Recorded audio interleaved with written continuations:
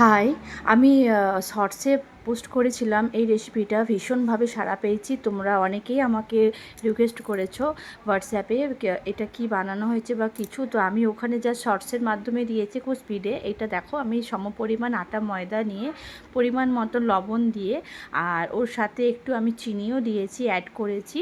আর চিনির সাথে একটু পিঞ্চ অফ বেকিং সোডা আর তোমার আজওয়াইনটাকে কি করেছি, হাতে একটু ক্রাশ করে, দেখো যেভাবে আমি ভিডিওতে দিয়েছি সেভাবে ক্রাশ করে একটু ভেঙে নিলে কি হবে, আটার ওপরে দিয়ে দিলে ওই ক্রাশ যখন হয় তখন আজওয়ানের তোমার ফ্লেভারটা খুব স্ট্রং হয়ে যায়, স্ট্রং হয়ে গিয়ে আটার সাথে মিলেমিশে একাকার হয়ে যায়। আর এটা কুলচার, কচুরি বা যদি তোমরা লুচিও প্রেফার করো ওতেও খুব ভালো লাগে। আর তার সাথে আমি একটু টক দই দিয়েছি, তো মোটামুটি 2 থেকে 3 চামচ মতো টক দই আর ওই বেকিং সোডায় দুটো মিলেমিশে কি হয়, একদম ভেজিটেরিয়ান একটা কুলচা, নরম ভীষণ সুন্দর একটা তন্দুর টাইপের একটা রুটির ডো রেডি করা যায়। ভীষণ ভালো লাগে ওটা। আর ভালোভাবে মেখে নেবে। আর মাখার সময় দেখো আমি একটু এতে হোয়াইট অয়েলও অ্যাড করেছি, তো খুব বেশি দেওয়ার দরকার নেই, 3 থেকে 4 চামচ মতো দিলেই হবে। দিয়ে ভালো করে হাতে মাধ্যমে একটু মশকে মশকে বেশ ভালো করে মাসাজ করে ওপর থেকে অল্প তেলও দিতে পারো। দিয়ে দেখো ডোটাকে ভালো করে টেনে টেনে টেনে টেনে খুব ভালো করে তোমরা ডোটাকে মেখে নেবে। এরপর মেখে নিয়ে এটাকে ঢাকা দিয়ে আধা ঘন্টার মতো রেস্টে রেখে দেবে। তার সাথে চলো আমরা এই সময় আধা ঘন্টায় আমরা স্টাফিংটা রেডি করে নিই। তো বড় একটা কড়াই বসিয়ে নিয়েছি, কড়াই বসে সাথে আমি হোয়াইট অয়েল একটু অ্যাড করেছি। তো আমি যতটা সম্ভব পেরেছি একটু কম তেল দেওয়ারই চেষ্টা করেছি, কেন এখন তো সবাই হেলথ কনসিয়াস আমরা। তো তেলটা দিয়েছি। এর মধ্যে ফোড়ন হিসাবে কি দিয়েছি বলো তো, একটু টুইস্ট, জিরে নয়, এটা মৌরি। তো মৌরির যে সাদা তেলের মধ্যে যে মৌরির একটা ফ্লেভার আসে, তো ফ্লেভারটা ভীষণ ভালো হয়।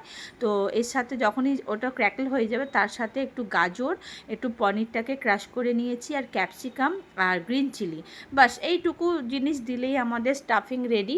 আর রেডি হওয়ার পর দেখো এটাকে ভালো করে আমরা নরম হওয়া অবধি এটাকে পুরো মিক্স করে নেব কড়াইতেই।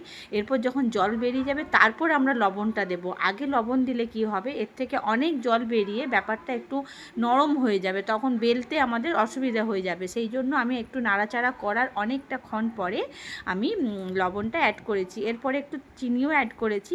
তো অ্যাড করে নিয়ে দেখো কত সুন্দর তাড়াতাড়ি ব্যাপারটা হলো। আর যদি লবণটা আগেই দিয়ে দেবে তাহলে প্রচণ্ড পরিমাণে জল বেরিয়ে ব্যাপারটা মানে ওটাকে মরতে অনেক সময় লাগে, যার জন্য এটা একদম ফুল ফ্লেমেই রান্না করেছি। বেশিক্ষণ রান্না করতেও সময় লাগে না, অথচ খেতে ভীষণ সুস্বাদু। এটা একটা পাঞ্জাবি ডিশ। তো আমি বাড়িতে মিক্সড আচারের রেসিপি বানিয়েছিলাম, তোমরা তো ভীষণভাবে সাড়া দিয়েছো ওই মিক্সড আচার রেসিপি, ওইটার সাথে এটা জাস্ট অনবদ্য লেগেছে খেতে, তার জন্যই তোমাদের সাথে শেয়ার করা। আর দেখো যে ডোটা বানিয়ে রেখেছিলাম কত নরম হয়েছে, দেখো টানলে ছিঁড়ে যাচ্ছে, এত নরম হয়েছে। তো এইভাবে ডোটা পিস পিস করে কেটে নিয়ে ভালো করে স্টাফিংটা ওর মধ্যে বেশ বেশ একটু বেশি করে ঠুসে ঠুসে পুড়ে নিয়ে আটার মধ্যে ডিপ করে নিয়ে কিছুক্ষণ আমরা রেখে দেবো। রাখলে কি হবে, স্টাফিংটা আটার সাথে খুব ভালোভাবে মেল্ট হয়ে যাবে। মেল্ট হয়ে গেলে আমাদের বেলতে সুবিধা হবে। তো বেলাটা সামাও আমার দেখানো হয়নি, তো তোমরা যেভাবে খুশি বেলতে পারো। আমি একটু কুলচা টাইপের লম্বা করে বেলেছি, একবার বেলনের সাহায্যেই বেলেছি, ওটা গোল করিনি যেহেতু কুলচা বলেছি। তো বেলেছি, বেলার পর আমরা কি করছি, যে গ্রিল তাওয়া থাকে ওই গ্রিল তাওয়াটায় বেশ ভালোভাবে সেঁকে নিয়েছি। এপিট ওপিট করতে সেঁকতে একটু সময় লাগে, একটু মোটা গোছের হয়তো তন্দুর, যেহেতু এটা কুলচা। আমি তাওয়াতেই করেছি, আমার কাছে কোনো বেকিং আইটেম কিছু নেই। তো তোমরা চাইলে মাইক্রোওভেনেও করতে পারো, তোমরা চাইলে তাওয়াতেও করতে পারো। এটা আমার ইজি প্রসেস লাগে, তার জন্য এটাই করি। আর এইভাবে আমি একে একে লেচিগুলো সব ফিল করে নিলাম ওই স্টাফিংটা দিয়ে। স্টাফিংটা ভীষণ ভালো, তোমরা উপাসে নিরামিষে ভীষণভাবে খেতে পারো। আমি এটা বেসিক্যালি উপোসের দিন, স্যাটারডে, থার্সডে এগুলো আমি প্রেফার করি এই দিন। তো এই যে দেখো গ্রিল তাওয়ায় আমি লম্বা করে যেহেতু বেলেছি, আমার বেলানোটা দেখা হয়নি। তো তোমরা যেভাবে খুশি বেলতে পারো, তাতে কোনো অসুবিধা নেই, শেপ দিলেই হলো। অ্যাকচুয়াল জিনিসটাই তো টেস্টি, তুমি শেপের ওপরে তো ব্যাপার হচ্ছে না যে কিভাবে শেপ দিলে ওটা টেস্ট হবে, ব্যাপারটা হচ্ছে স্টাফিং আর মাখা। ব্যাস যেটুকু শেপ দিবে সেটুকুতেই যেমন হবে হবে। তো দেখো সেঁকা হয়ে গেল। সেঁকা হয়ে যাওয়ার পর আমরা ফুল ফ্লেমে জালিতে যেভাবে আমরা রুটি সেঁকি বাড়িতে, ঠিক সেইভাবেই দেখো ফুলে ফুলে উঠবে একটু একটু করে। যেহেতু এটা স্টাফড আছে, দুখোল হয়ে ফুলবে না। তো সেহেতু এটা নরম হয়েছিল, ভীষণ নরম হয়েছিল বেকিং সোডা দই দেওয়ার জন্য ডোটা। তো ভীষণ ভালো হয়েছিল। দেখো একটু পোড়া পোড়া তন্দুর টাইপের হয়ে যাচ্ছে। এরপরে ওটা হয়ে যাবার পর কি করব, আমরা আরেকটাও বেলে নিয়ে আমরা রেডি করে নেব। রেডি করে নিয়ে ওটার মধ্যে একটু বাটার ব্রাশ করে নেব। দেখো এটা সেঁকা হতে হতে আমি এটা বাটারটাকে দেখো ব্রাশ করে নিচ্ছি বাটার দিয়ে। তো এই যে বাটার দিয়ে অল্প জাস্ট একটু বাটার ব্রাশ করে নিলাম। এতে তোমরা বাড়ির বানানো গাওয়া ঘিও অ্যাড করতে পারো। তো যাই হোক, ভীষণ ভালো লেগেছিলো খেতে। তো আমরা বানিয়েছি, ভীষণ ভালো হয়েছিল, সুন্দর হয়েছিল। তো তোমাদের রেসিপিটা কেমন লাগলো আমাকে একটু কমেন্ট করে প্লিজ জানিও। আর ভালো লাগলে লাইক শেয়ার সাবস্ক্রাইব তো অবশ্যই। আর খারাপ লাগলেও বলো, তো আমি তাহলে খুব খুব খুশি হব।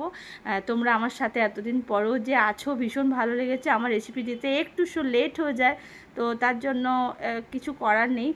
Thank you so much. তার জন্য তোমাদেরকে সবাইকে সরি।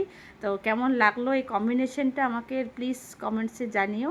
আর আচারের রেসিপিও আমার দেওয়া আছে, তোমরা চাইলে চেক আউট করে নিতে পারো আমার চ্যানেল ত্রয়িস কুকিং কর্নারে। তো ভীষণ ভালো হয়েছিল, দেখতেও যেমন খেতেও সেরম হয়েছিল। তো তোমরা ঠিক আছে, তোমরা ঠিক আছে এটা আমাকে দেখো, বলো। Thank you.